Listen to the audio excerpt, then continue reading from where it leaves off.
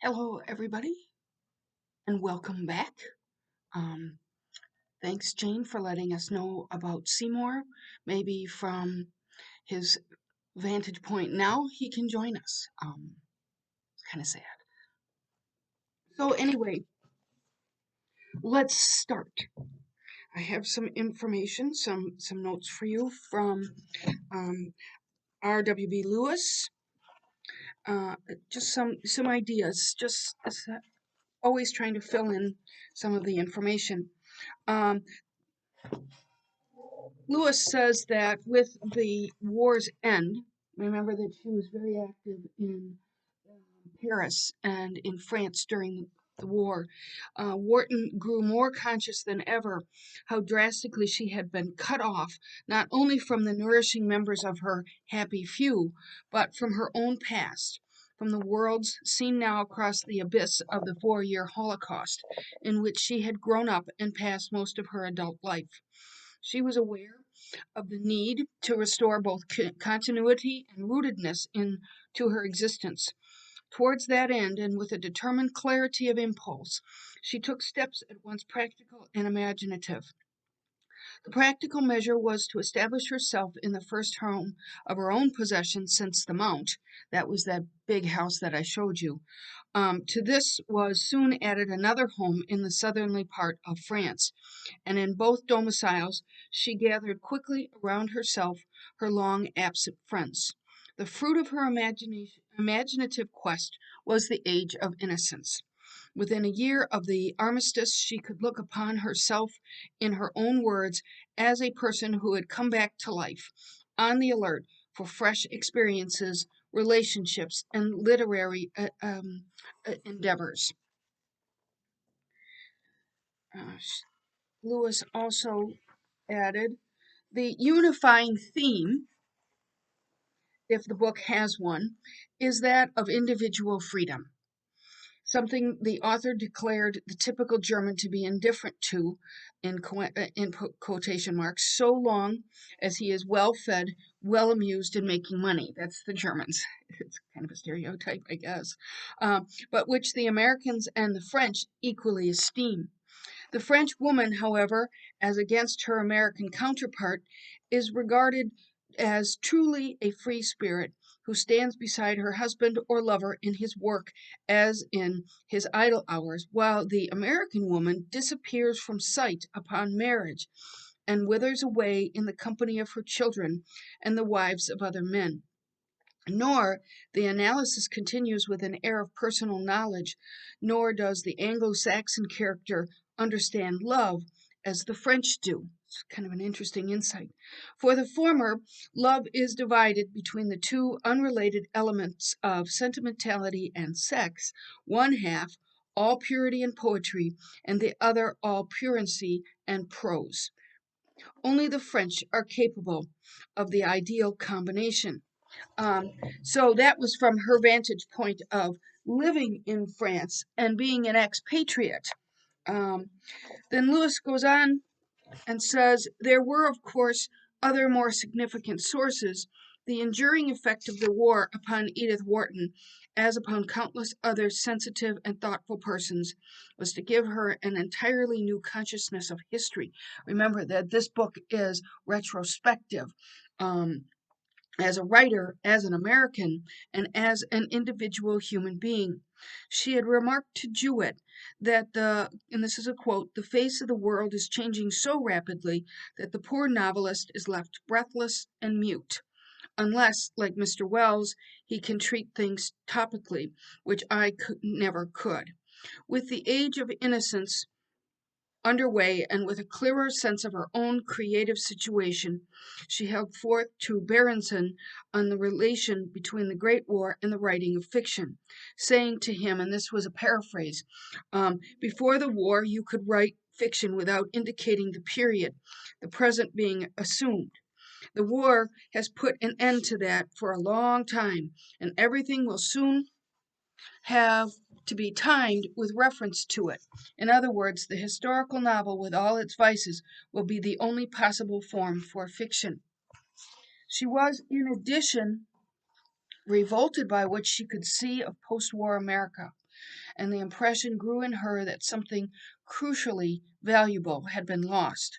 The spurt of patriotic emotion aroused by American troops marching down the Champs Elysees had quite subsided, and if she had turned against Paris, it was in a good part, as we have noticed, because of the hordes of Americans darkening the scene by their noisy, persistent presence.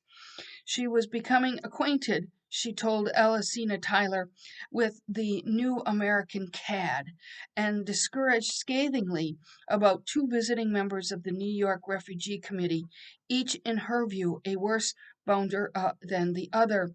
Her country's retreat into isolationism was a further cause of disgust. She says, I say nothing about what you say of public affairs, she wrote the equally horrified Sally Norton, except that I agree with you on every point and am humiliated to the soul at being what is known as an American. All that thought I all that I thought American is a true sense is gone, and I see nothing but vainglory, crassness, and total ignorance, which of course is the core of the whole evil. So when we see her talking retrospectively in the age of innocence to 1870 or so. This is what she is regretting loss. Um, and I'm sure most people here have been to Europe. And I remember when when I was in college there, someone told me, "Don't wear tennis shoes. You can be identified as an American because all Americans wear tennis shoes."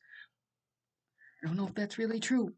Um, I also, when I was in Italy at about the same time, someone said you can always spot an American woman because American women walk around without an escort. Perish the thought. Um, so Lewis goes on and says the age of innocence began to appear in the monthly pictorial review, flanked by advertisements for soap flakes and Saniflush for cleaning toilet bowls in July of 1920. Even as she was depositing the final payment of $6,500 from the magazine, Edith had her first taste of procedures in the world of mass publication, as against those in a firm with high literary standards of Scribner's Sons. She was notified casually that the review proposed cutting some of the installments since the space was needed for illustrations and other displays. Edith, outraged, reminded Jewett that she had set aside um, a son at the front, which is a story, upon urgings from New York, and had met the deadline for a novel of quite another order. She had, in fact, done really a superhuman piece of work in writing within the year, the best part of two long novels, entirely different in subject and treatment. In view of all of this, she said, I cannot consent to have my work treated as prose by the yard. So she was objecting, of course, to the method by which things were published at the time. So the result in this novel um, is a warmly accurate portrait of a vanished physical and social scene. And that's what she regretted having lost. Here is Edith Jones' New York of the brownstone era, with its rival opera houses, its Gramercy Park in Washington Square and Central Park, its new Metropolitan Museum, its Pennsylvania terminus, located in New Jersey and reached by ferry, that the big reverberating station seen on a somber, snowy afternoon, lit by gas lamps. Here, too, is Newport in the 1870s, still innocent, note the title, unencumbered as yet by the gigantic cottages, Bellevue Avenue and Ocean Drive, along with the Victorias and Baroques paraded daily, the archery contests and horse shows and tennis parties. And so that is the scene that she is getting us to. Um, so that was in Lewis, in the biography. Oh yes, here she is. Maybe I showed you this picture already. Um, she's got all of her long dangling furs, and she's clearly in this picture of the previous era. I can move on to another biography. These biographies are just so immensely interesting. Um, this is by Cynthia Griffin Wolfe. She says, "The Age of Innocence had many meanings for Edith Wharton. It borrows more extensively from the ambience of her childhood world than any other novel she published, and it is explicitly called to the reader's attention that Newland Archer is 57 at the conclusion of the novel, Wharton's own age in 1919 when she began writing it. Yet perhaps the central meaning grows out of the complex way in which the novel beckons to Wharton's dearest friend, Henry James. The communication begins most fittingly with a complicated joke, and in some ways this goes to what Jane was asking me about a week, 10 days ago, about the names in the book. The Age of Innocence is the title of a well-known portrait by Reynolds, which hangs in the National Gallery. It is a portrait of a lady, a very young lady to be sure, a little girl, in fact. Nevertheless, the reference converts Wharton's title into a private pun. James's novel, The Portrait of a Lady, was Wharton's favorite among his many books, the only one ever to appear on her list of favorite books. In the name of her own novel, Wharton announces the relationship between her work and James's in the way that he would have understood best. There is no mistaking her intention, for at the same time that she converted the working title of Old New York, that was her title of the book originally, into The Age of Innocence, she also changed the name of her hero to Newland Archer, an American who elects to remain at home in the New World only to have Old World temptations and knowledge come to him. So, new land. That new land Archer is intended as a parallel to Isabel Archer is further emphasized by Ned Wimsatt's remark to him, "You're like the pictures on the walls of a deserted house, the portrait of a gentleman." The resemblances, are merely verbal plays, casual allusions meant to convey deeper connections between Wharton's work and James's. Wharton intended neither parody nor one-to-one borrowing. Newland is not Isabel's exact counterpart, nor is Ellen, though Ellen's marriage and her tragic knowledge certainly do recall Isabel's. Rather, Wharton used these allusions to James as 18th century satirists use references to classical epics as a way of conveying a sense of moral seriousness. Sorry, just 1 second. Sorry, it was that dang chipmunk again.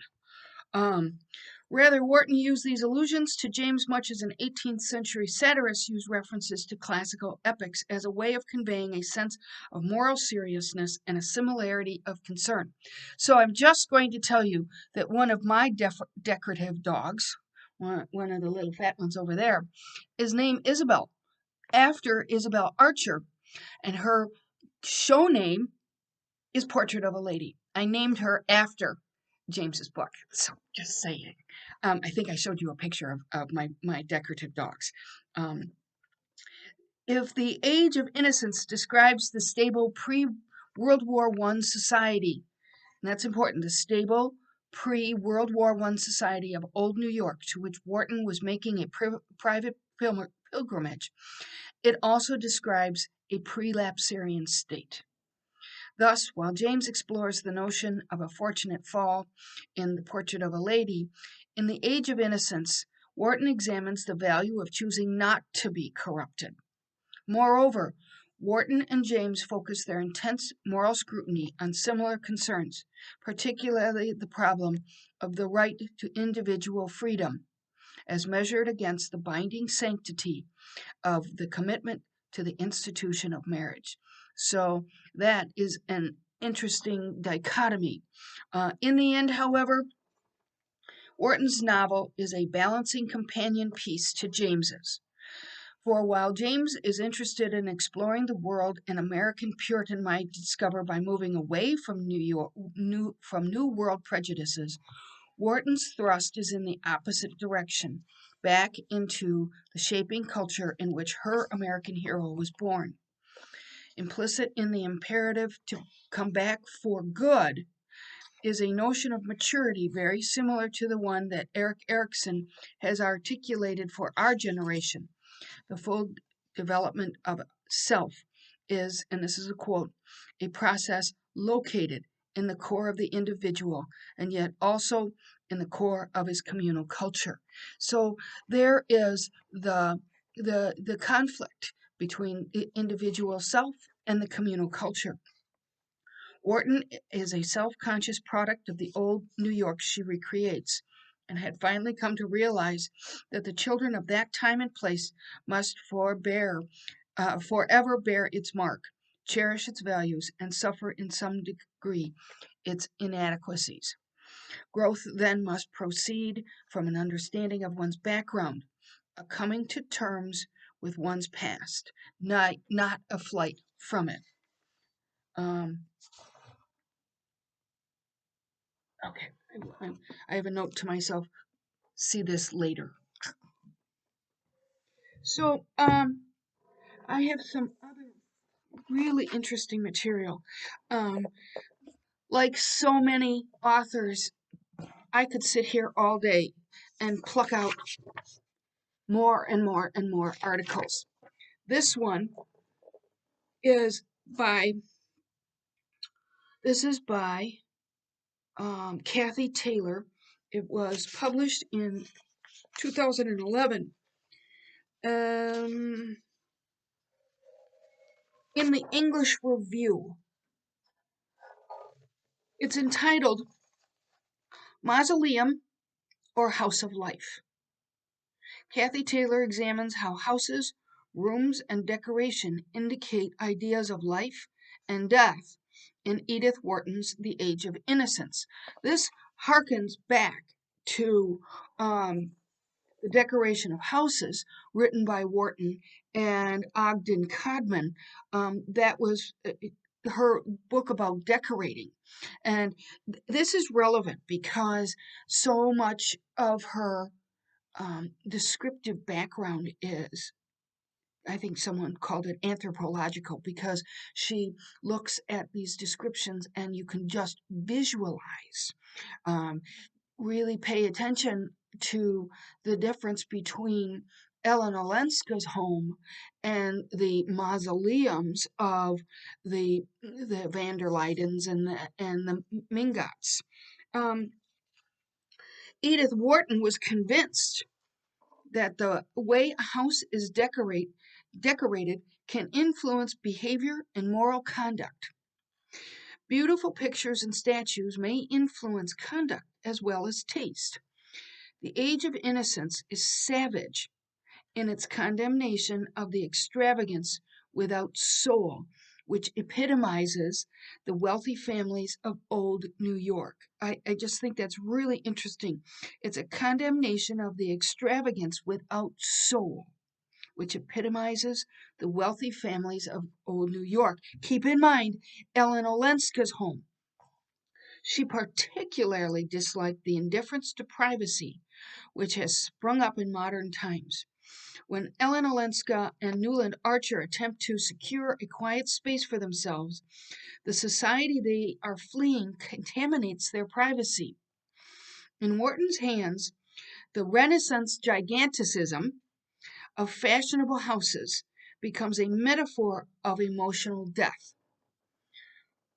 Only Ellen Olenska's small house and the house of the old patroon at Skuytercliff represent emotional health, vitality, and articulated passion. It's just those two places. Remember the little cottage of the old patroon was only 4 rooms. So it was really small. I found myself having to read that section again because the patroon's cottage, and a patroon is someone, in this case, the house was built in the 1600s. A patroon was someone who was uh, given property by the Dutch, and the Dutch were the people at the time who had possession of the area. So the patroon was the one who acquired this piece of property from the Dutch rulers. Um, so here's this is a little long, but I just think it's immensely interesting because it gives us a backdrop, a way of comparing the various locations. The mausoleums are the larger the house, the more emphatic is the statement of family pedigree and social status. Vast collections of paintings, sculpture, furniture record how widely the householders have traveled. The relatively impoverished Newland Archer is obliged to claim that the modest collection his mother and sister have acquired are proof of more abstract values. Mrs. and Miss Archer are both great lovers of scenery. This is from the text. It was what they principally sought and admired in their occasional travels abroad. Um, Out of season, the mansions become dormant, covered in white sheets.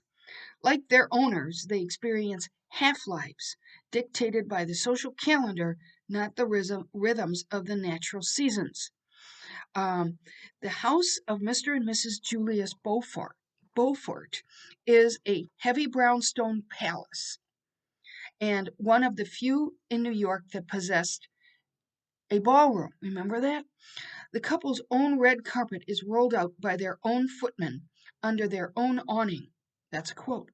Much of the year, however, the ballroom lies, quote, in shuttered darkness, with its gilt chairs stacked in corners and its chandelier in a bag. So it's just has no life. The luster of the drawing rooms, the sea green, the crimson, and the conservatory replete with tree ferns which arched their costly foliage over the backs of black and gold bamboo, provide a visual tally of the Beaufort's wealth. Remember, Beaufort is the British guy who left under some questionable circumstances. He left a bank in England. However, the nude painting of Love Victorious, displayed in full view of the ladies as they pass to and fro to the ballroom, is not just an indicator of Julius Beaufort's hedonism and audacity, but an ironic comment on the poverty of his marriage. Mrs. Beaufort doesn't appear very often. Mrs. Beaufort, who was given to indiscretions and folly in her youth, has married an agreeable, handsome, ill-tempered, hospitable, and witty man. Despite appearing to grow younger and blonder and more beautiful each year, she is now dull, passive, and indolent, and he is unfaithful. As we get to the text, remember, Beaufort just keeps appearing. He just appears. He's hot in pursuit of Ellen Olenska. In contrast to this modishness, Mrs. Manson Mingot's house is already an historical document.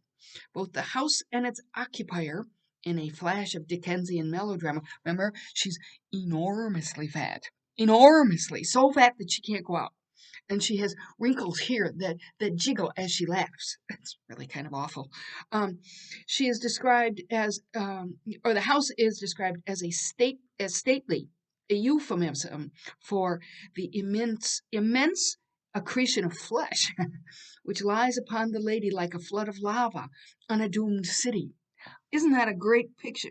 Oh, Archer compares the unconventional arrangement of the floor levels with scenes in a French novel. A visitor arriving through the front entrance first catches a glimpse of a huge upholstered bed and a toilette table edged with frivolous lace flounces instead of the more usual reception rooms. Remember, we could look through the curtain that the butler opens, and right through there you can see her immense bed, which was a little improper. But such architectural incentives to immorality could not be further from the truth in the life of this matriarchal figure. And Archer's misreading of Mrs. Mingot's decor indicates how woefully inaccurate at this stage of his life is his understanding of matters of the heart. Remember, he's still committed when he goes to her house. He went to her house on that occasion in as part of his new engaged status. He had to go around and visit all these people. Yet in other aspects, he is an expert interpreter of his habitat. He intuitively understands the distance between the van der Luyden establishment on Madison Avenue and Ellen Olenska's small house on the far edge of a street that is newly fashionable. Wait. The drawing room of Mrs. Henry van der Luyden, who prefers to be visited rather than actively to visit, is a high-ceilinged white with pale brocaded armchairs, and her clock is covered with a gauze veil. Archer sees her as rather gruesomely preserved in the airless atmosphere of a perfectly irreproachable existence, as bodies caught in glaciers, kept for years a rosy life in death. We saw that one last week. It's so interesting. This cryogenic existence maintains social decorum and an irreproachable reputation, but freezes emotional response. The van der Luydens, remember, they're the ones at the top of the social pile, but they don't ever leave. They're stuck in this mausoleum. Um, on the other hand, houses of life, which is the opposite of these mausoleums, the buildings that represent life have clearly identifiable features. They are smaller and less emphatically decorated. These simpler, more honest interiors allow characters to access self-knowledge. One picture that I showed you this picture of the highly over-decorated Victorian home with the drapes match the fabric of the furniture, which matches the carpet, and it's all those great big flowers. Which makes me think of the wallpaper in the yellow wallpaper. When Archer meets Ellen away from the prying eyes of New York society, he is less inclined to focus on the behavior and lives of others. In a smaller house, he finds the space to analyze his own thoughts and intentions. The first time he goes to Ellen's house, she isn't even there, and so he is able to observe her belongings and thereby derive some knowledge of her. In smaller houses, the bohemian and socially ambiguous district chosen by Ellen for her home is a breath of fresh air. The house has an air of the fairy tale about it, with its Gothic facade, peeling walls, and the scented wisteria climbing over the fragile cast iron balcony. Small dressmakers, bird stuffers, and people who wrote are the only neighbors. Archer must reorient himself with the shadowy charm of a room unlike anything he has ever seen before. Ellen's bits of wreckage reflect their owner. Unlike the grandiose pieces at Mrs. Mingot's house, her tables are slender and the Greek bronze delicate. I hope this isn't too long. To me, it just really set the stage, literally. Archer prides himself on his artistic expertise, but Ellen's pictures, valued for their associations rather than their price, he finds challenging. Remember, he read all the right materials. He visited all the right museums in Europe whenever he went there. Her simple open fire troubles him. What would she, May, think of if she found him sitting alone in the dusk at a lady's fireside? And what would she think indeed? Her flowers are just two roses in a slender vase. Instead of a sheer quantity of things, he becomes aware of intangibles, such as the scent of some far-off bazaar, smell made up of Turkish coffee, ambergris, and dried roses. Ambergris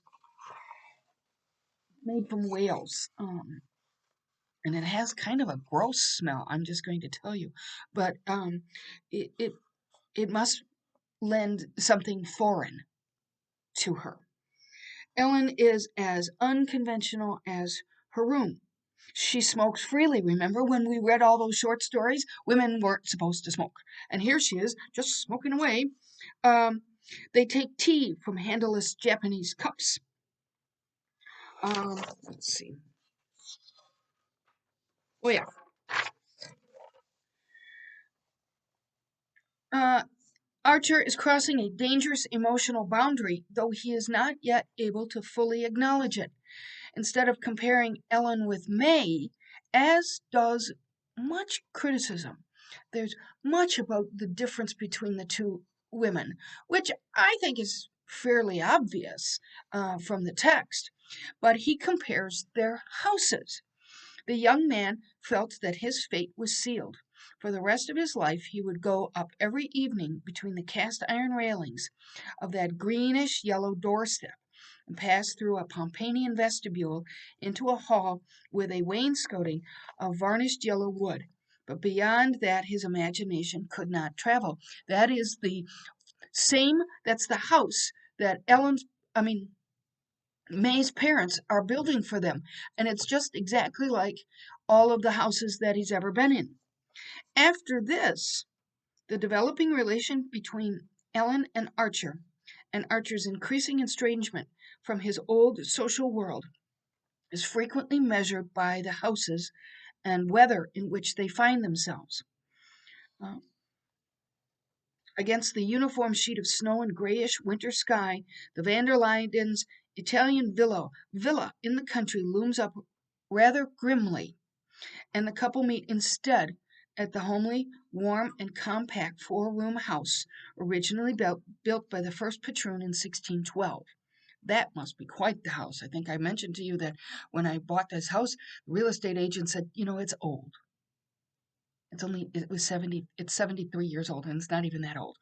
But that's what Americans view because everything here is built lately. The location is intimate and private. And then a few in the same scene, the rituals of the great villa impose an artificial, stagey decorum on its habitants. And Ellen says one can't be alone for a minute in that great seminary of a house, with all the doors wide open and always a servant bringing tea, or a log for the fire, or the newspaper. I always feel as if I were in a convent again, or because she was educated that way in Europe, or on the stage before a dreadfully polite audience that never applauds. This is so interesting.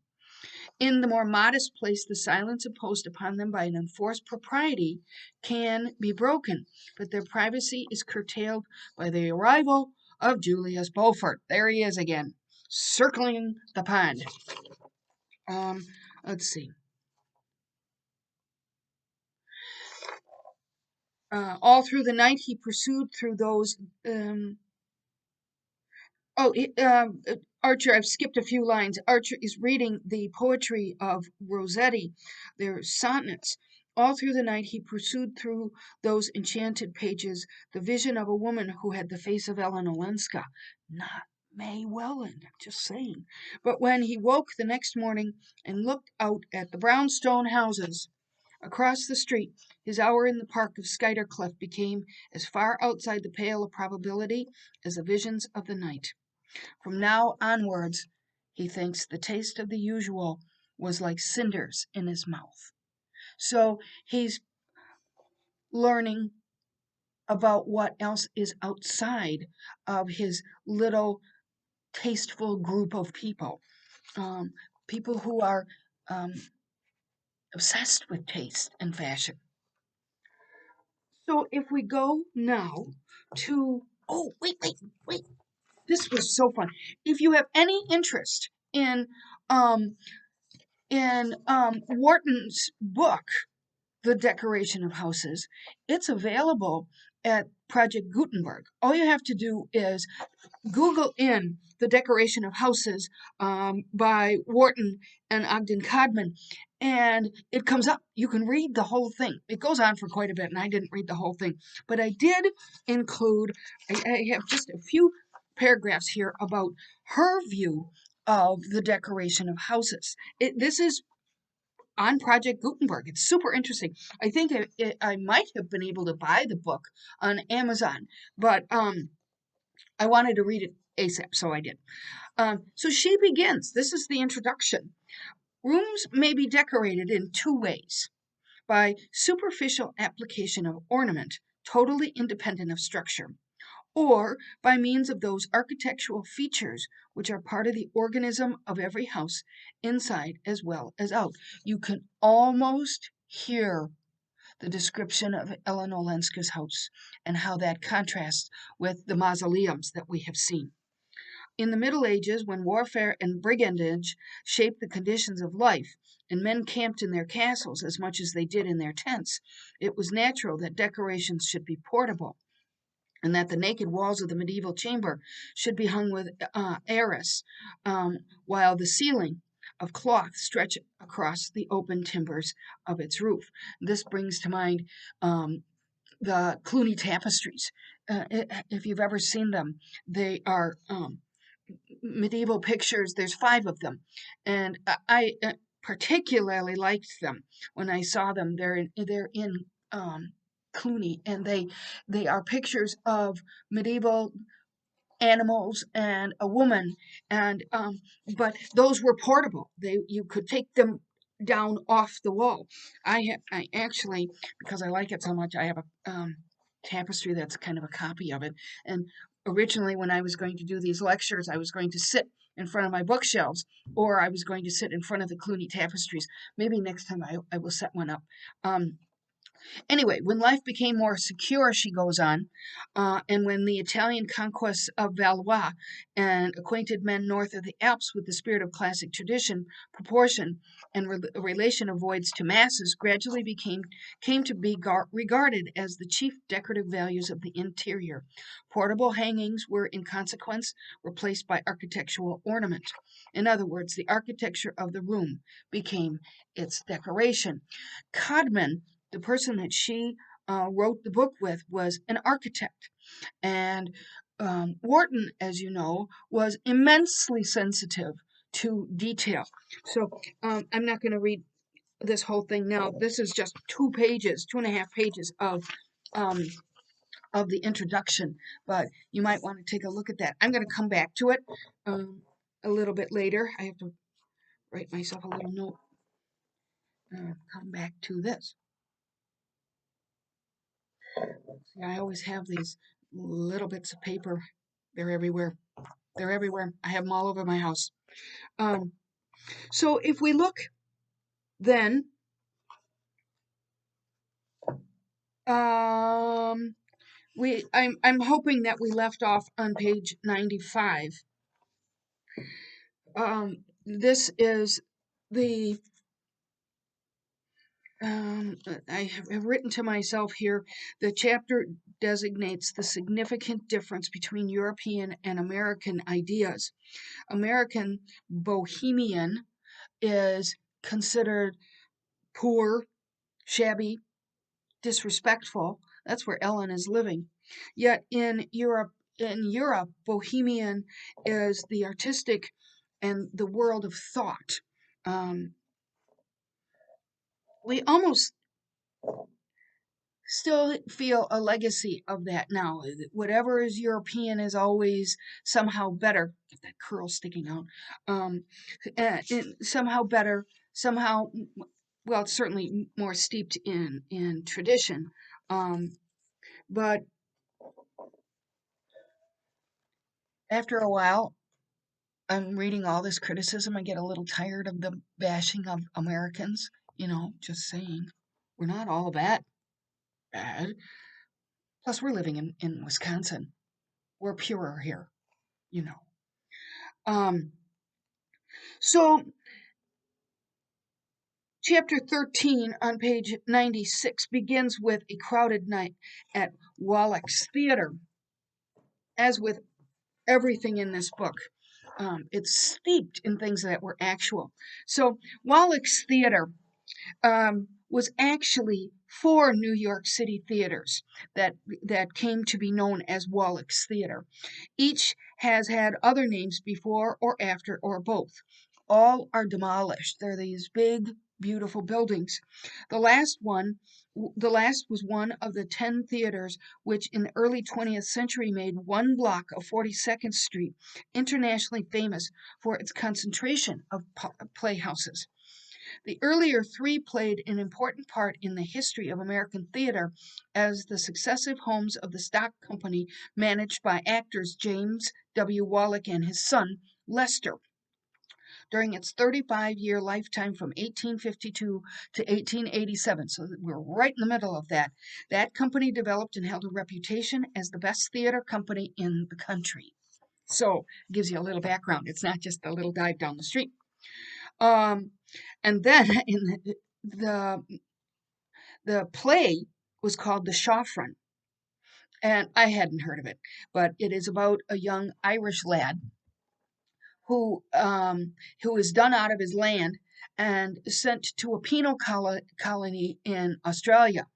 The following false accusations, and the Shawfron saves him. A Shawfron is a wanderer, and you know how much that is in the tradition of Ireland. The wanderers, they used to ride around in those little carts, horse-drawn carts. In fact, we see one in Steinbeck's Chrysanthemums. They are wanderers. So this wanderer, the Shawfron, saves the Irish lad from the prison ship and returns him to the southeast. This was actually performed at Wallach's in 1874. So anyway, just fun facts to know and tell. These were real actors. But the thing about this play is that it was everybody really liked it, but I think it was kind of like a soap opera. People smiled a little at the hackneyed sentiments and claptrap situations and enjoyed the play as much as the galleries did. So it was a highly romantic play. Anyway, he's there. And notice in the next paragraph the clothing, the description of the clothing. I probably will be able to find an article having to do with the clothing, like I did about the houses. Next, let's see. The actress, who was standing near the mantelpiece and looking down into the fire, wore a gray cashmere dress without fashionable loopings or trimmings, molded to her tall figure and flowing in lines about her feet. Around her neck was a narrow black velvet ribbon with the end falling down her back. Do I have any? No, I don't have anything about that. If you look to the top of page 97, in its reticence, its dumb sorrow, it moved him more than the famous histrionic outpouring. So he's in kind of a emotional state. So he's kind of taken by the emotions portrayed in this play. Next paragraph. On the evening in question, the little scene acquired an added poignancy by reminding him, he could not have said why, of his leave taking from Madame Olenska. So we're just now getting a hint that he's a little smitten. But he's not supposed to be. Next paragraph. Wherein, and I'm right in the middle of the paragraph, wherein then lay the resemblance that made the young man's heart beat with a kind of retrospective excitement. It seemed to be in Madame Olenska's mysterious faculty of suggesting tragic and moving possibilities outside the daily run of experience. So she's outside. She's not an insider. She's family, but something about her is very different. But it was a part of her, either a projection of her mysterious and outlandish background, or of something inherently dramatic, passionate, and unusual in herself.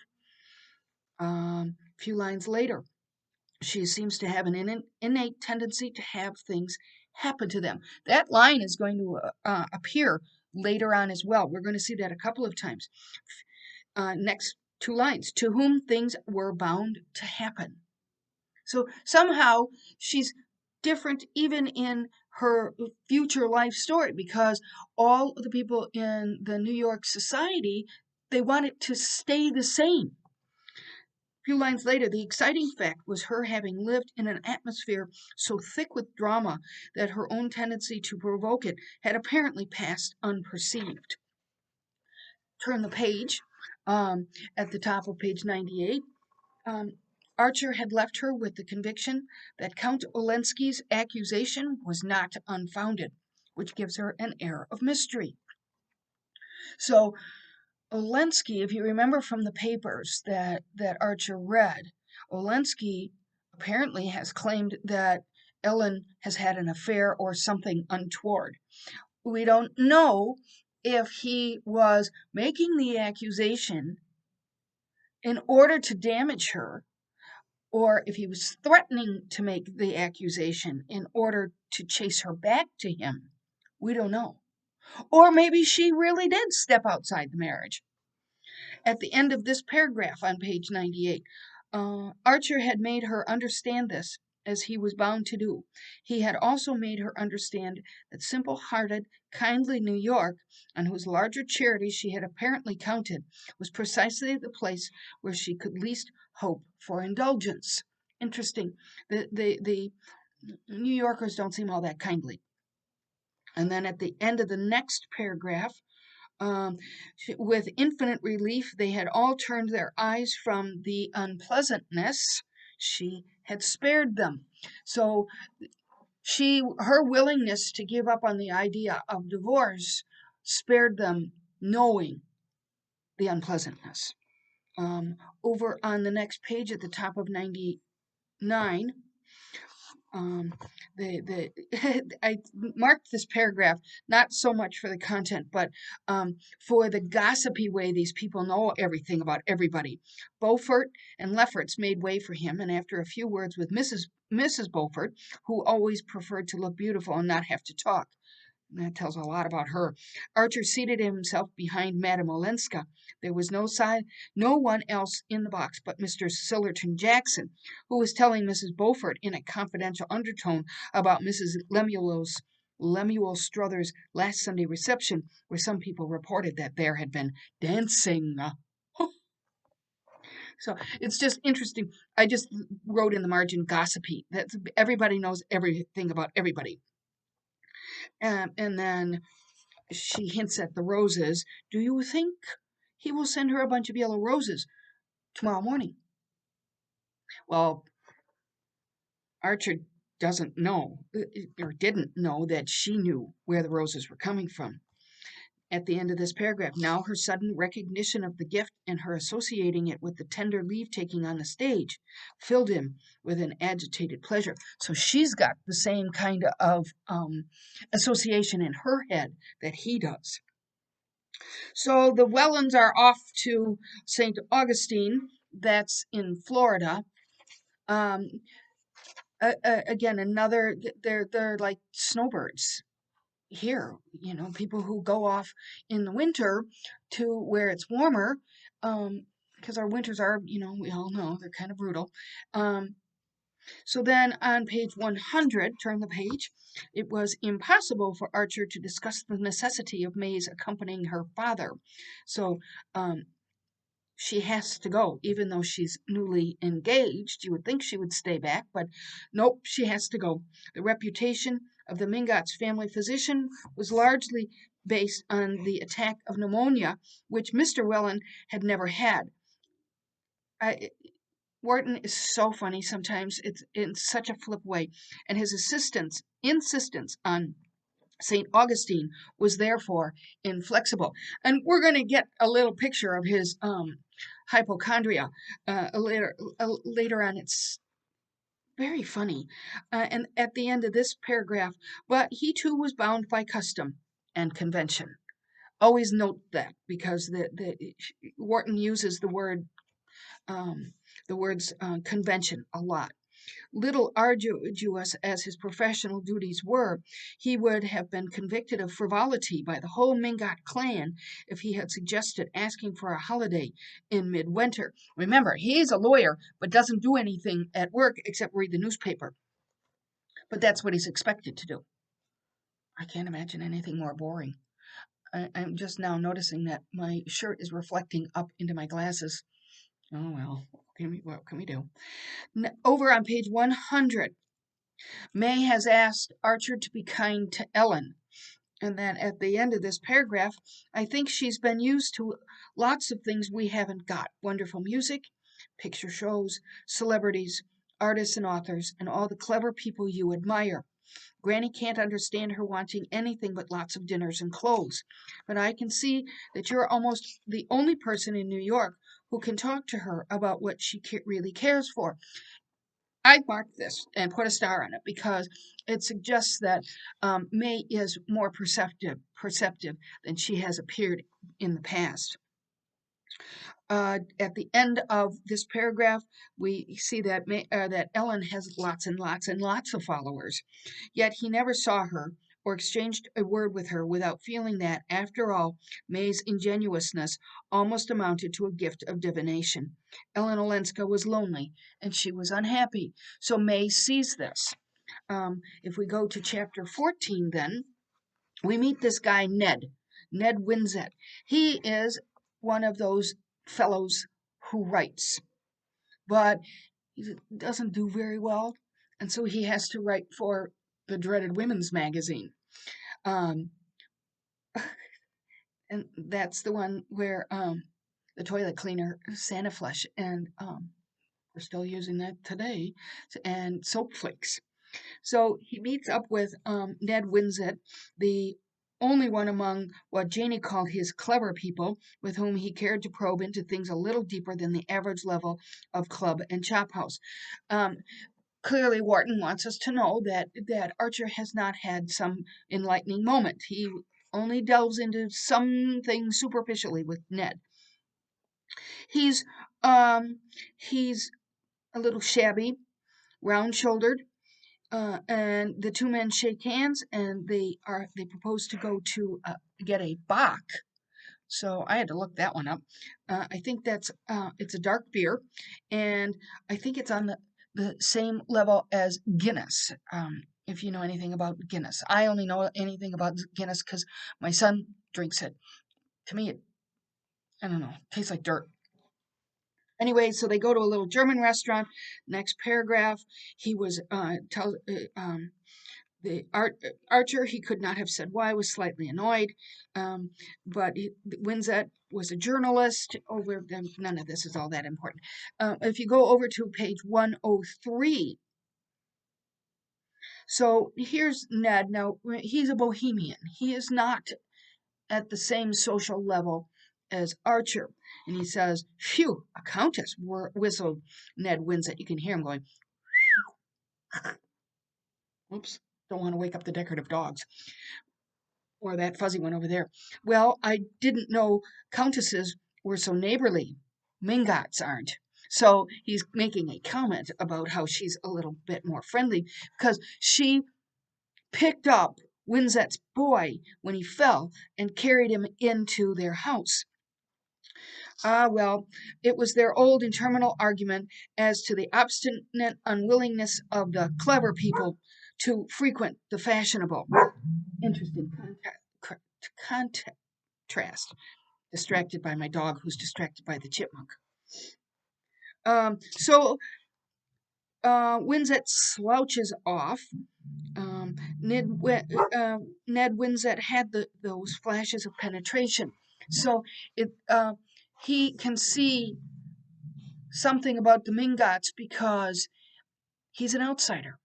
And Ellen has also established herself on the outside.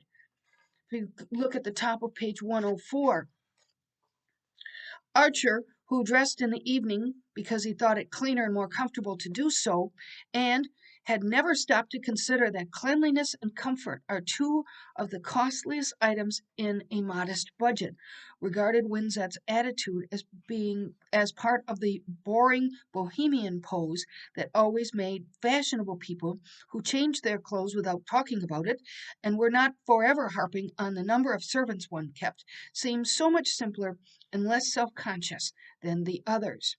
Um, Interesting point because Archer has no idea about Winsett's life. He's never been to his home. He doesn't realize that being clean and pressed and wearing fresh clothes a couple times a day is not something that everybody can participate in. I thought it was interesting. And then you look at the end of this paragraph. He had abandoned his real calling and taken a sub-editorial job on a women's weekly where fashion plates and paper patterns alternated with New England love stories and advertisements of temperance drinks. Remember that temperance was going to become a big issue in a couple of years. Next paragraph. But beneath his fun lurked the sterile bitterness of the still young man who has tried and given up. His conversation always made Archer take the measure of his own life and feel how little it contained. So Archer does have flashes of insight. Um, Next paragraph at the very end, this is at the bottom of 104. But you're free and you're well off. Why don't you get into touch? There's only one way to do it, to go into politics. So Winsett says you need to do something. You need to do something more than what you're doing. Politics, that's the thing. I started given the fact that every day, even in the jail, Donald Trump called. And nobody thought how funny that was, but it was. It was very funny because, hi, this is Donald Trump, encouraging you all to vote, sitting in a room full of felons. So anyway, at the top of page 105, Archer, I'm starting at the previous page. Archer threw his head back and laughed. There one saw at a flash the unbridgeable difference between men like Winsett and the others, Archer's kind. Everyone in polite circles knew that in America, a gentleman couldn't go into politics. Interesting. At the end of the next paragraph, the day was past when that sort of thing was possible. The country was in possession of the bosses and the immigrant, and decent people had to fall back on sport or culture. One just didn't do that any more than one didn't notice how many servants other people had. Um, let's see, down at the bottom of page 105. One could no more do that, go into politics, than one could roll up one's sleeves and go down into the muck. That line is often quoted. A gentleman simply stayed at home and abstained. But you couldn't make a man like Winsett see that. And that was why the New York of literary clubs and exotic restaurants, though at first shake made it seem more of a kaleidoscope, turned out in the end to be a smaller box with a more monotonous pattern than the assembled atoms of Fifth Avenue. Again, telling us about the sameness of this little group. At the top of page 106, in consequence of this search, he arrived late at the office, perceived that his doing so made no difference whatsoever to anyone, and was filled with sudden exasperation at the elaborate futility of his life. This is an important insight. No one was deceived by his pretense of professional activity. A few lines later, there were always 2 or 3 young men fairly well off and without professional ambition, who for an uncertain number of hours of each day sat at their desks accomplishing trivial tasks or simply reading the paper, of which he is one. Remember, last week we saw that he was trying to break free of the sameness and so went a different route home. Next paragraph. But once he was married, what would become of this narrow margin of life in which his real experiences were lived? He had seen enough of other young men who had dreamed his dream, though perhaps less ardently, and who had gradually sunk into the placid and luxurious routine of their elders. So he's no different. A lot of other people thought maybe that they could break free, but that's not going to happen. So he gets a note from Ellen that says, I ran away. And then in the next paragraph from there, I'm on the top of page 107. His first first thought was of some dark menace from abroad. Then he reflected that he did not know her epistolary style, and that it might run to picturesque exaggeration. Women always exaggerated. I thought you probably took exception to that as well. And then she says it in French, Je me suis évadée. It's not a very good French accent. Um, and he wonders if she might merely have wanted to escape from a boring round of engagements. Yeah, can you imagine? Down at the bottom of this page, there is a reference to M. Perchan's dogged and undiscouraged attachment to the young man whom he had pulled out of the glacier. The van der Luydens had rescued Madame Olenska from a doom almost as icy, and though there had been many other reasons for being attracted to her, Archer knew that beneath them all lay the gentle and obstinate determination to go on rescuing her. That's what he thinks. So this play, The Voyage of Monsieur Perichan, is a comedy in 4 parts by Eugene Labiche. The premiere of this play took place on 10 September 1860 in the theater in Paris. The play, considered by many to be representative of the bourgeoisie during the Second Empire, ran until 15 September 1860, and featured one of the Second Empire's most famous actors, Geoffroy, in the role of Monsieur Perichan. The play, written over the course of 1860, did not take long to complete and clearly took its inspiration from current affairs, namely France's annexation of Nice and Savoy. The parallel ends there. The Voyage is a comedy of manners, featuring comic and absurd situation. The author was more concerned with portraying the Parisian bourgeois individual than the Savoyard society, and it was the railway, not the current political situation,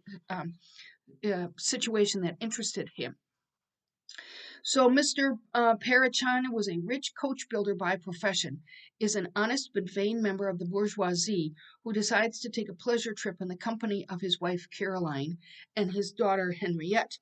The family, deciding on a train journey to the Swiss Alps, arrive in Paris, where they happen upon 2 young suitors, both with the same goal of marrying Henriette. Over the course of the journey, the 2 men are involved in an honorable but fierce struggle for the young lady's hand in marriage. That's the backdrop. Interesting, isn't it? Because that's the backdrop in which we find Archer. Let's see. Flip to the next page. He just received a new box of books, and he was going to stay at home. We can flip to chapter 15.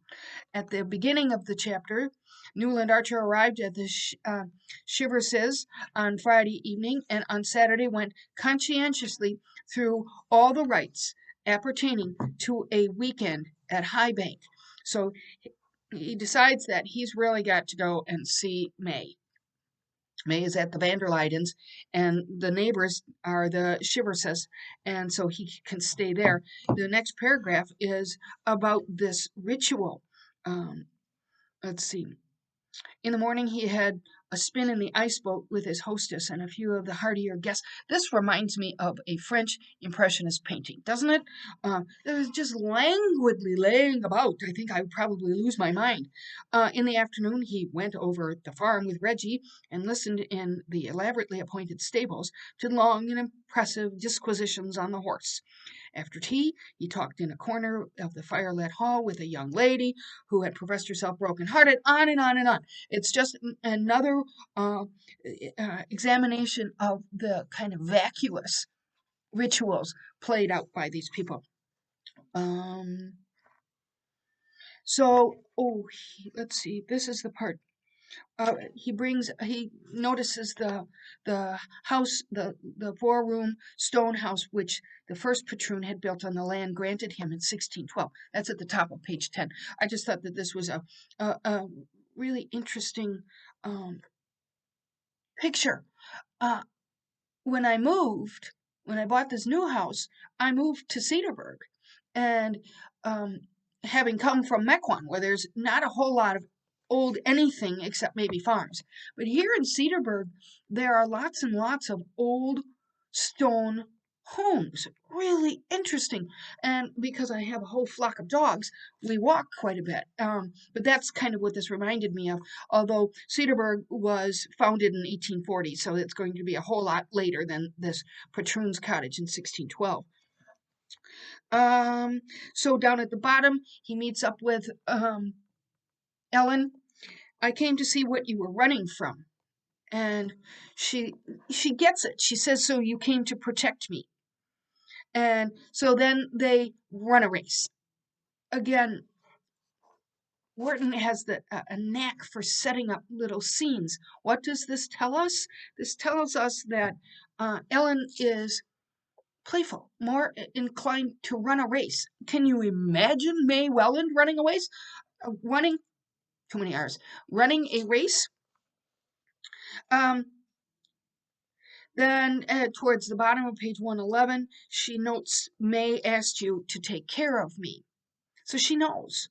Um, you mean I'm so evidently helpless and defenseless? What a poor thing you must all think of me. But women here seem never to feel the need, any more than the blessed in heaven. Remember, she has paralleled this society to heaven. So, um, and she's now making that remark, which reminded me of my Catholic grade school, because uh, the one of the nuns told us that when we all die, we're going to go to heaven and sit in rows in white gowns and sing. And I thought to myself, and I was about 6 or 7, I thought to myself, I don't sing very well, so this isn't going to be very fun for me. And that's what this picture, it's all white and plain and joyous, but there's nothing interesting. Turn the page at the top of page 112. Here's that line about not being able to be alone in your house. One can't be alone for a minute in that great seminary of a house with all the doors wide open and always a servant bringing tea or a log for the fire or the newspaper. It's kind of like when you have um, cleaning help or when you have contractors in the house, you can't wait for them to be gone just so you can be by yourself. Is there nowhere in an American house where one may be by oneself? You're so shy and yet you're so public. I always feel as if I were in a convent again or on the stage before a dreadfully polite audience. I already read that, so you know that.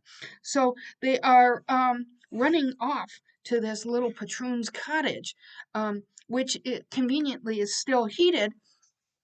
Um, it's very clandestine, and it's taking on the tone of that. At the top of page 113, it's really in that first larger paragraph. Archer's heart was beating insubordinately. Insubordinately.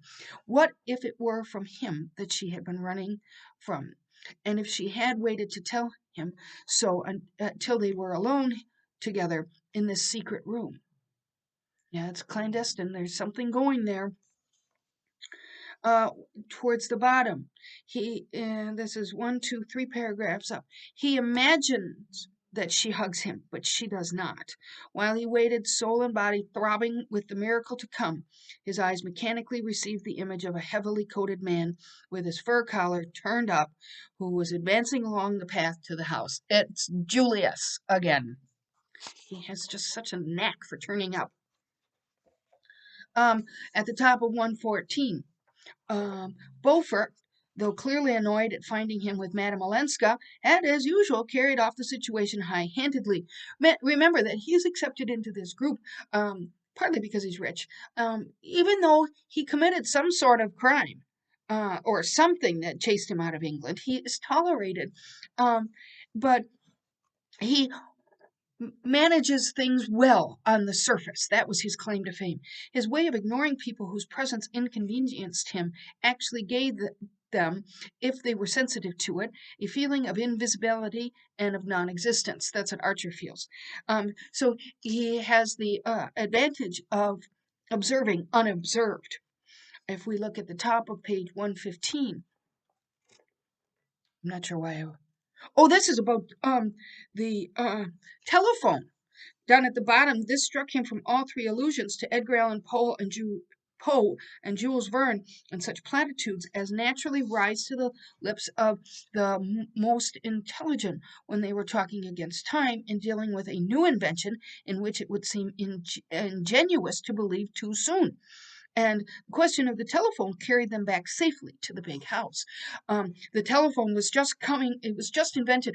I went to the Paps Mansion, I don't know, probably a year ago. And one of the things that the Paps, who were part of the new rich, the new extremely rich, one of the things that he had um, in that house was electric lighting. That was newfangled. We deal with computers and online teaching and pictures on cell phones and but anyway, in middle of page 115, he was undeniably in pursuit of Countess Olenska, and Beaufort had only one object in view in his pursuit of pretty women. His dull and childless home had long since palled on him. In addition to more permanent consolations, he was always in quest of amorous adventures in his own set.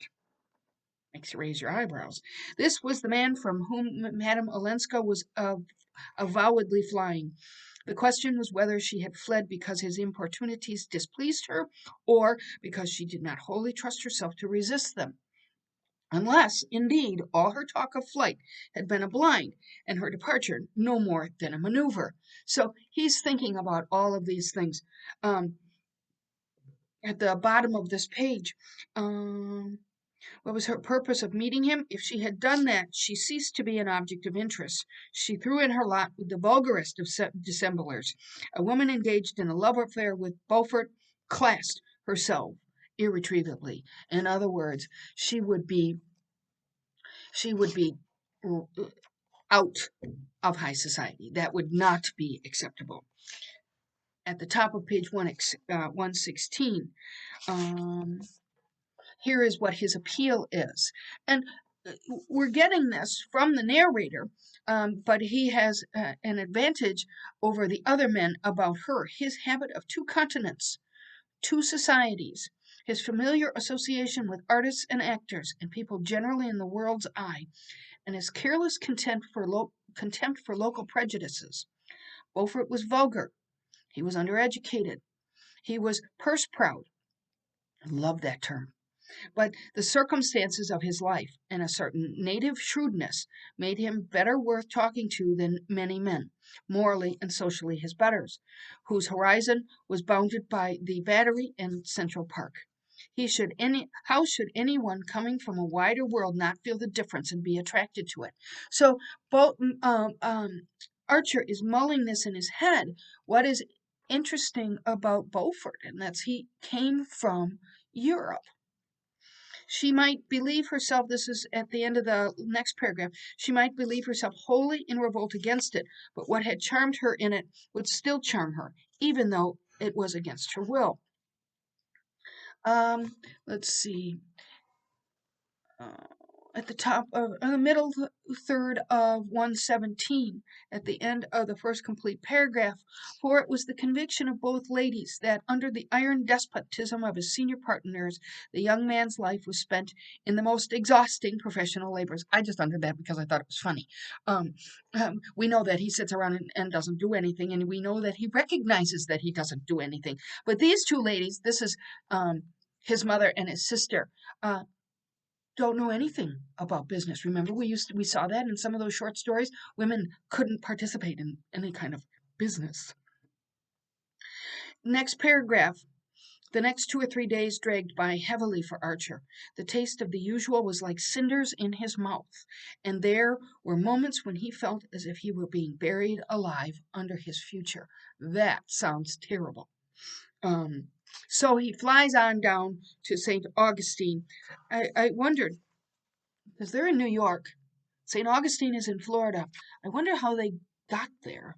It must have been by train, but we don't see any of that. That must have been a long trip. I don't know how else they would have gotten there. Anyway, he comes upon May, who is sitting under a magnolia tree with the sun in her hair, and he wondered why he had waited so long to come. Of course, you probably know what magnolias are. I have two in my yard. They have these beautiful flowers. They're about that big, and they're white and with a little bit of pink. They're quite delicate and beautiful, like May Welland. Here was the truth. Next paragraph. Here was reality. Here was the life that belonged to him. And he who fancied himself so scornful of arbitrary restraints had been afraid to break away from his desk because of what people might think of his stealing a holiday. Yep. Um, let's see. Oh, what did I? She had been. Oh, yeah. Here she had been for a row on the river, and no doubt she's not doing the rowing. Somebody is rowing for her, and just picture her little hand in the water, floating about, and the sun that netted the little waves with gold seemed to have caught her in its meshes. Across the warm brown of her cheek, her blown hair glittered like silver wire, and her eyes, too, looked lighter, almost pale, in their youthful limpidity. I mean, she's pretty. No doubt about that. But she certainly is a contrast to the exoticness of Ellen Olenska. As she walked beside Archer with her long, swirling gait, her face wore the vacant serenity of a young marble athlete. Down at the bottom of this paragraph, all this kept her very busy. Of course, the irony in that is very funny. And she had not had time to do more than look at the little vellum book that Archer had sent her the week before, the Sonnets of the Portuguese, Elizabeth Barrett Browning. But she was learning by heart how they brought the good news from Ghent to Aix, because Aix, I think, is how that's it. But it was one of the first things he had ever read to her, and it amused her to be able to tell him that Kate Mary had never even heard of a poet called Robert Browning. Can you imagine? And she's making that remark knowing that that would appeal to Archer. If we look at the top of the next page, top of 120, presently, this is when we see that Mr. Welland. Mr. Welland is persnickety. You know anybody who's persnickety? Well, he is. Mr. Welland's sensitive domesticity shrank from the discomforts of the slovenly southern hotel, and at immense expense, and in face of almost insuperable difficulties, Mrs. Welland was obliged year after year to improvise an establishment partly made up of the discontented New York servants and partly drawn from the local African supply. Um, he's a hypochondriac. Remember, this is the one who might have gotten pneumonia, and so he has to go to the south in order to avoid maybe getting it. And he says, "You see, my dear fellow, we camp. We literally camp. I tell my wife and May that I want to teach them how to rough it." But people say that today. Um, People still say that. I'm roughing it if I stay in a less than adequate hotel. I don't know about you, but I never camp. No thanks. Too many mosquitoes. And like today, it's freezing cold. The top of page 121. It shed an ironic light on the situation to know that Mr. Letterblair's indulgence, that was his partner, was partly due to the satisfactory way in which his brilliant young junior partner had settled the troublesome matter of the Olenski divorce. So everybody's happy about this. Mrs. Welland took occasion to touch upon a topic which she always avoided in her daughter's presence, because it's, potentially corrupt. No wonder she is completely Europeanized. That's Ellen. Next paragraph. But European society is not given to divorce. Countess Olenska thought she would be conforming to American ideas in asking for freedom. Well, I mean, that's what our Constitution says, right? Freedom for everybody except for women who didn't get the vote until 1920. It's a fun fact to know and tell. At the bottom of this page, 121. Poor Ellen. She was always a wayward child. I wonder what her fate will be. We all do. What we've all contrived to make it, he felt like answering. He doesn't, but that's what he thinks. Um, if you'd all of you rather she'd be a Beaufort's mistress than some decent fellow's wife, you've certainly got the right way about it. He's thinking that too.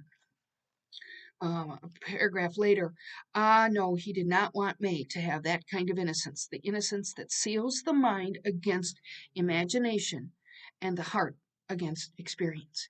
He wants her to be knowledgeable, and yet the society in which they live doesn't want her to be knowledgeable.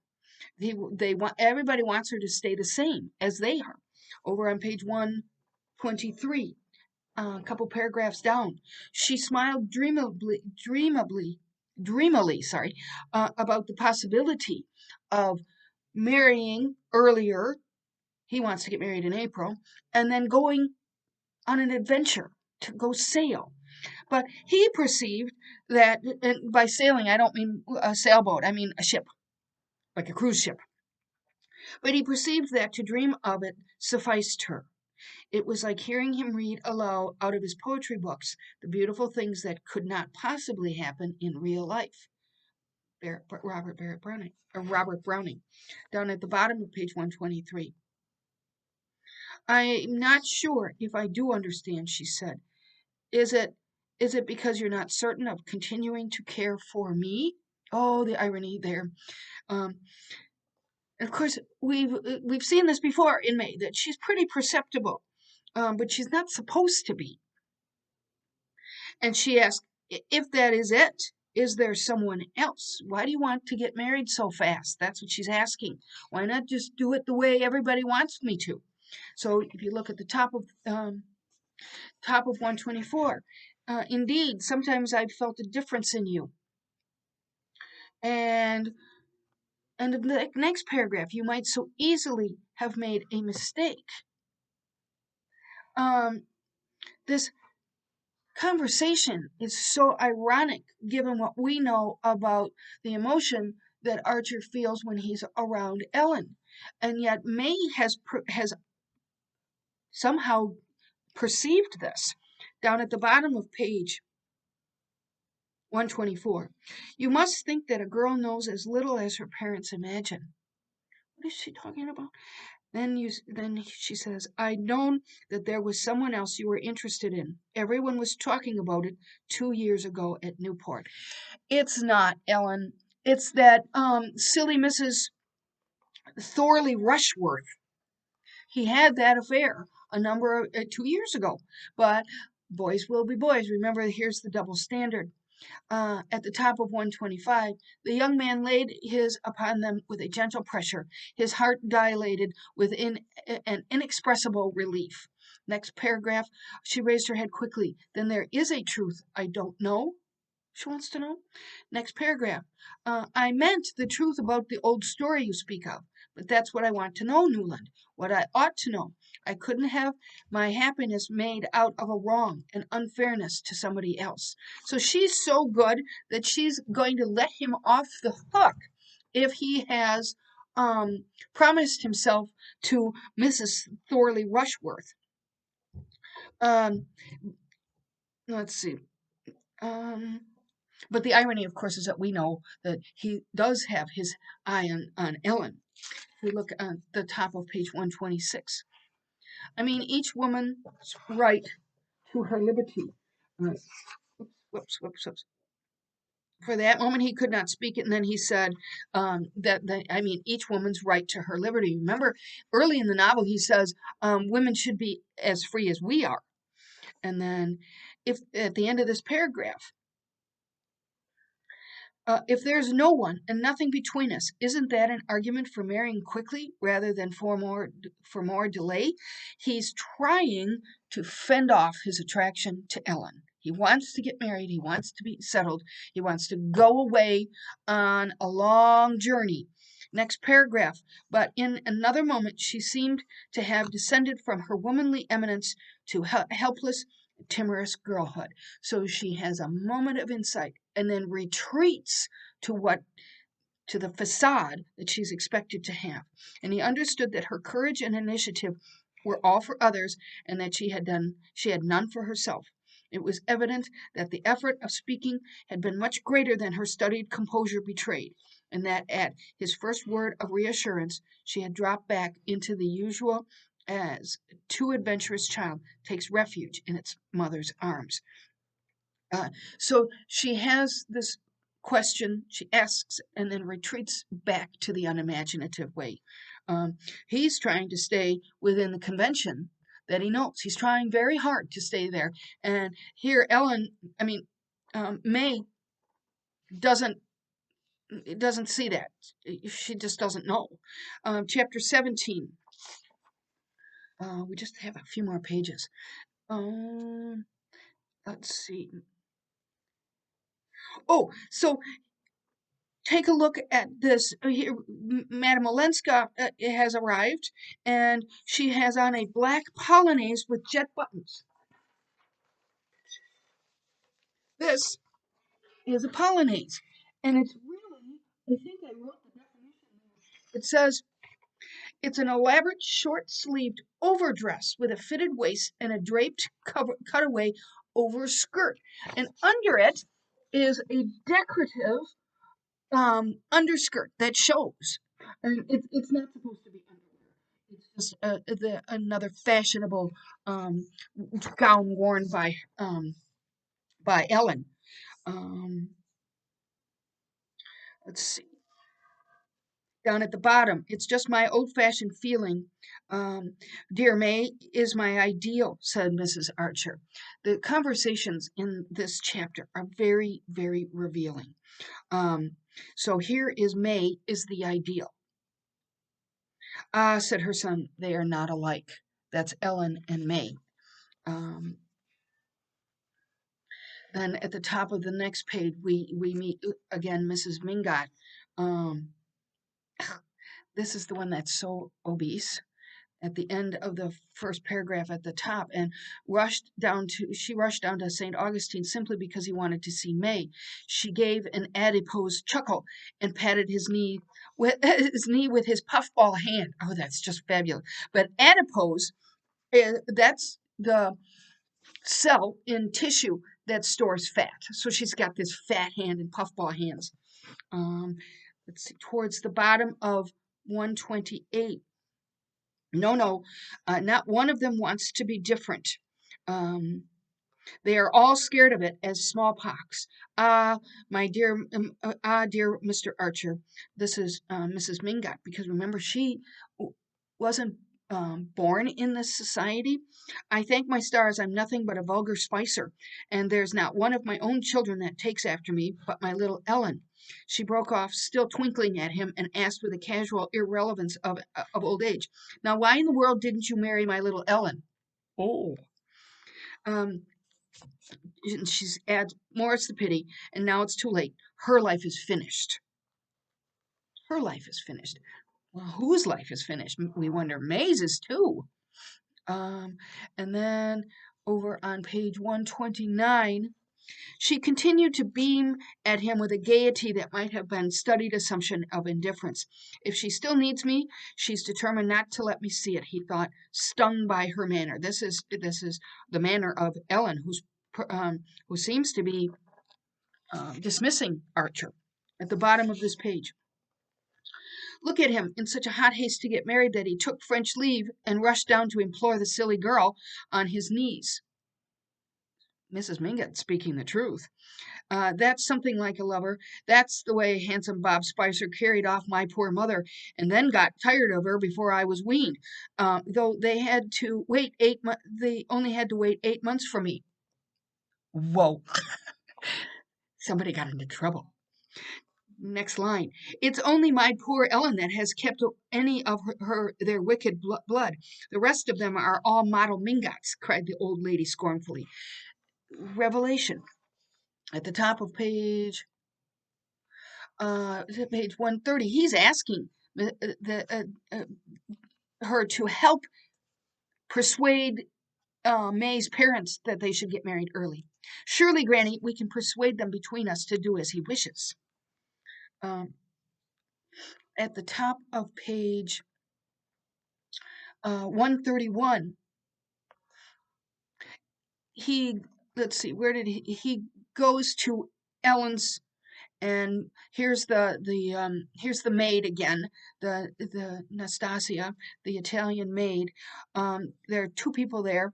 Neither one is Beaufort, and one was a shaggy yellow ulster of reach-me-down cut, the other a very old and rusty cloak with a cape, something like what the French called a McFarlane. So a reach-me-down cut is something that's second-hand and may have been recut um, to fit the new owner. A McFarlane is this. That's a McFarlane, and that's I wrote in the margin Sherlock Holmes-ish. You see with the cape. So um, Archer has gone to Ellen's, and these two coats are there. One is very, very big. There's another fat. I think that Wharton must have been skewering people who were fat, I think. Then there is also a woman there. This lady, who had a long, lean, and loosely put together, was clad in a raiment intricately looped and fringed with plaids and stripes and bands of plain color, disposed in a design to which the clue seemed missing. Well, this is Medora. Remember her?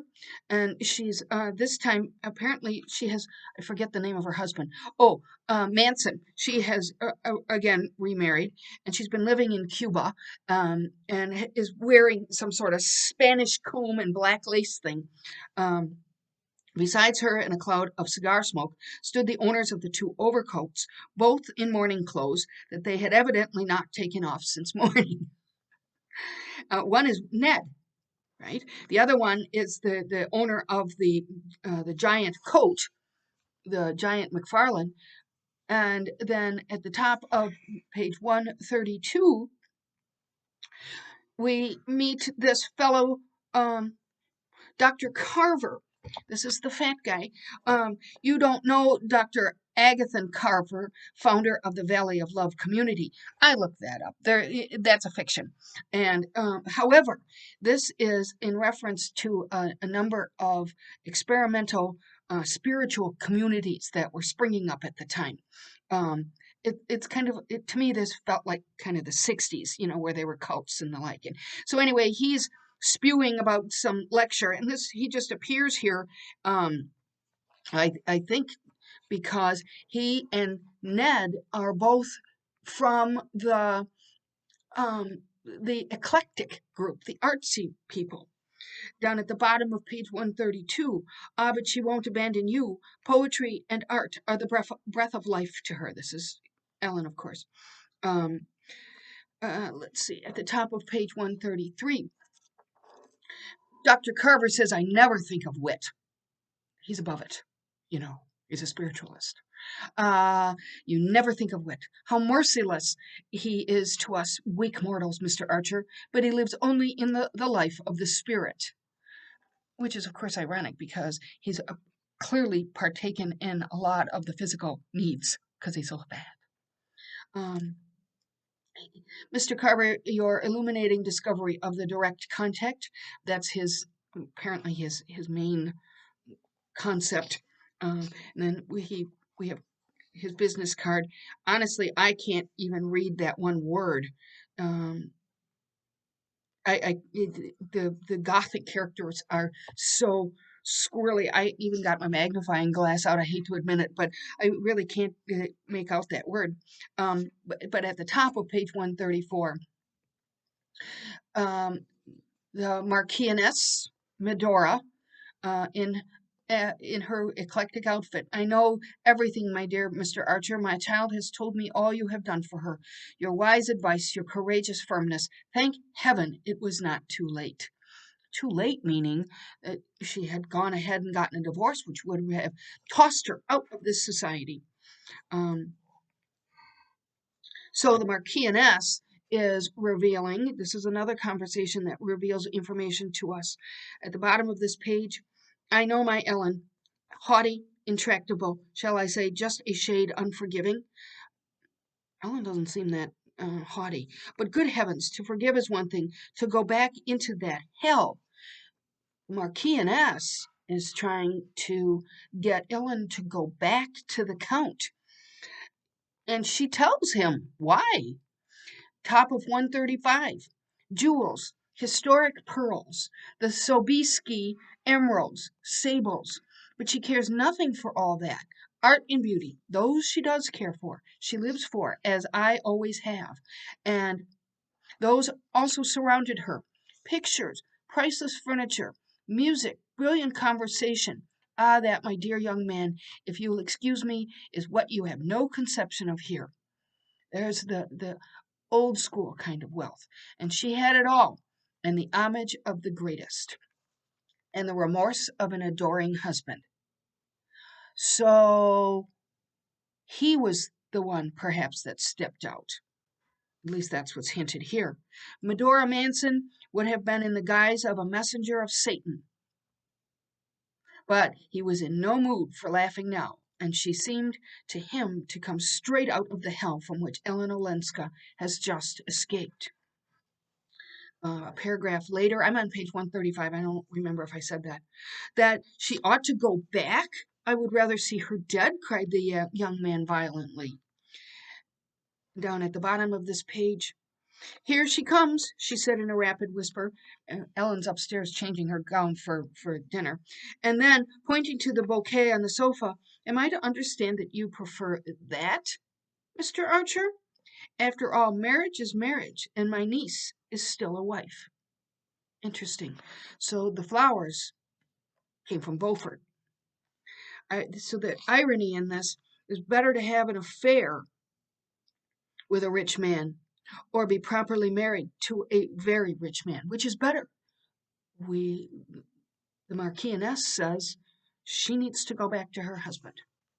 So with that, I will close because I think that's as far as I put on the syllabus. Oh, and I'm over the time anyway. So that's all I have. Feel free to contact me if you have anything you would like to say or if you have a question. Otherwise, I will see you again next week. Have a good week, and let's hope it stops snowing. Just saying. I had to cut the lawn today. Can't cut the lawn in the snow. Anyway, have a good week.